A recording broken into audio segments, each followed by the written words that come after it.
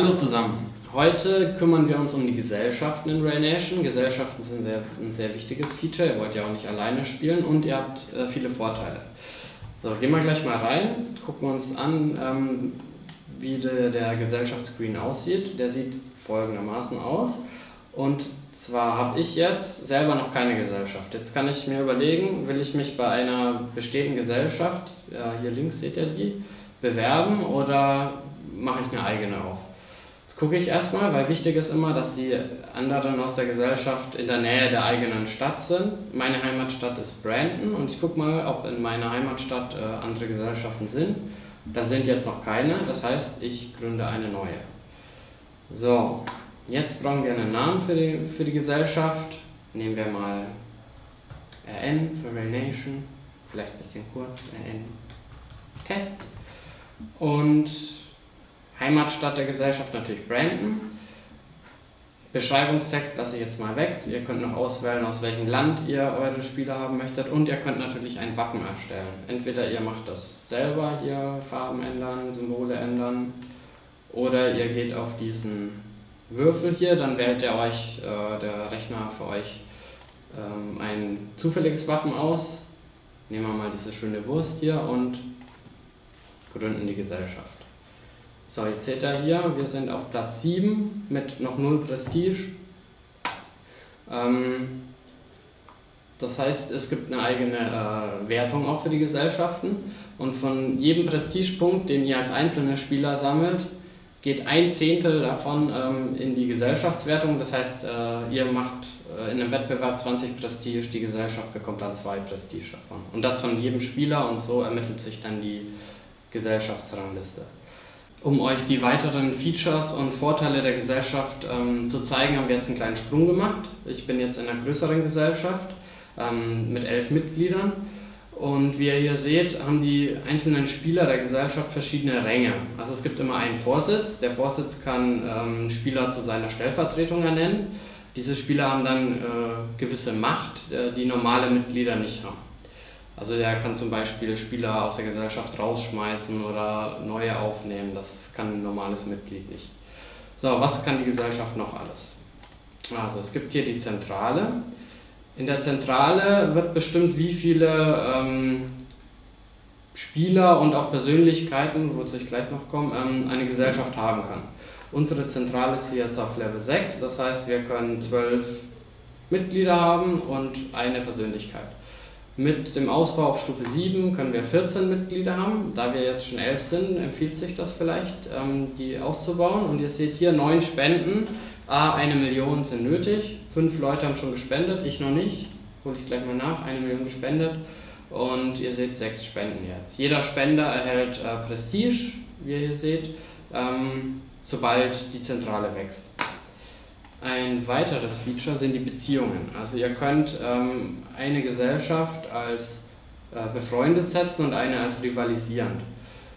Befreundet heißt, wenn ihr in einem Betrieb eine Mehrheit habt, dann bekommen die anderen, eure befreundete Gesellschaft, entweder einen Bonus bei der Wartezeit, also müssen die nicht ganz so lange in dem Betrieb warten beim Aufladen, und bei der rivalisierenden Gesellschaft genau andersrum, die müssen dann länger warten. Wir haben jetzt diese Gesellschaft als befreundet und was ihr hier unten seht, heißt, dass diese Gesellschaft uns als befreundet gesetzt hat. Dann großer Vorteil sind die Persönlichkeiten. Unter allen Gesellschaften wird immer eine Persönlichkeit zeitgleich versteigert. Die Versteigerung dauert immer 3 Stunden und die letzte Versteigerung, die gerade vor 1 Minute abgelaufen ist und wir haben es nicht gewonnen, war der Herr Kafka. Der bringt Forschungspunkte zum Beispiel alle 2 Stunden ein und ihr seht, diese Gesellschaft Main Rail hat ihn ersteigert für 15 Millionen, wir haben gar nicht geboten, schade. Und hier unten seht ihr auch die nächsten Versteigerungen, also es kommen 2 weitere Persönlichkeiten, die gleich versteigert werden und es gibt immer Vorteile von Warenboni bis hin zu mehr Prestige bei Abrechnungen oder direkt Geld, also immer mal reingucken, was da gerade ist, das lohnt sich auf jeden Fall. Dann habt ihr ein eigenes Forum für die Gesellschaft, um eure Taktiken abzusprechen. Welchen Spieler holen wir rein, wen schmeißen wir raus, was geht sonst so vor sich in der Gesellschaft. Da habt ihr auch einen eigenen Chat für die Gesellschaft, wo ihr das Gleiche machen könnt. Und ansonsten gibt es weitere Vorteile. Einer der größten Vorteile ist, dass ihr in der Gesellschaft euch gegenseitig die Boni auf dem Bahnhof ernten könnt. Zum Beispiel von diesem Spieler kann ich mir jetzt den Bahnhof mal ansehen und sehe, dass er keinen Bonus gerade zum Ernten hat. Gehe ich mal zum nächsten. So, er hätte jetzt hier 2, ist aber leider inaktiv und deswegen kann ich diese Boni nicht einsammeln. Aber bestimmt werde ich beim nächsten fündig. Leider auch nicht.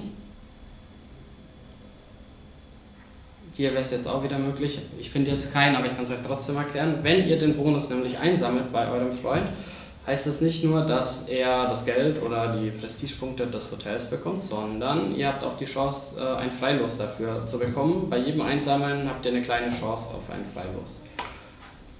So, gehen wir wieder zurück. So, die 2 besten Sachen der Gesellschaft sind aber mit Sicherheit einmal die Investition und die Verkettung. Die Verkettung zeige ich euch hier mal schnell. Wenn ihr in einem Betrieb zum Beispiel Waren anliefert und andere Spieler holen Waren ab, in diesem Betrieb bekommt ihr entweder beim Anliefern einen Prämienbonus oder wenn ihr die Waren dort abholt, müsst ihr nicht ganz so lange warten, bekommt ihr einen Zeitbonus. Das Ganze hängt davon ab, wie viel wird hingefahren, wie viel abgeholt. Hier seht ihr zum Beispiel, wird Holz hingefahren, Papier abgeholt und ich würde zum Beispiel 10 Sekunden weniger Wartezeit dadurch haben. Nehmen wir mal den gleichen Betrieb, um die Investitionen noch zu zeigen. Bei den Investitionen bekommt die Gesellschaft, die die Mehrheit in diesem Betrieb hält, einen Wartezeitbonus von 50%. In diesem Fall sind wir das. Das heißt, wir müssen nur halb so lange warten wie andere Spieler, das sieht man hier oben auch. Unser Vorsitzender, der hier schon kräftig reingespendet hat, muss nur 23 Sekunden warten. Jemand von der anderen Gesellschaft hier über eine Minute zum Beispiel. Ich selber müsste 32 Sekunden warten. Würde ich einmal investieren, könnte ich die Wartezeit noch runterdrücken. Es ist immer wichtig, dass eure Gesellschaft hier diesen grünen Balken hat, dass ihr die Mehrheit habt und somit die Hälfte der Wartezeit. Und das macht sich richtig bemerkbar und wird euch auf jeden Fall weiterbringen. Die ganz cleveren Gesellschaften sprechen sich dann noch untereinander ab, sodass jede Gesellschaft in einem Betrieb die Mehrheit hat und die sich auch nicht gegenseitig streitig gemacht wird, um die Stadt möglichst schnell zum Wachsen zu bringen. Also unsere Gesellschaft ist jetzt hier für Papier zuständig, deswegen haben wir da die Mehrheit und andere Gesellschaften übernehmen dann die anderen Waren. Jetzt wünsche ich euch und eurer Gesellschaft natürlich auch viel Spaß im Spiel und wir sehen uns beim nächsten Mal wieder. Ciao!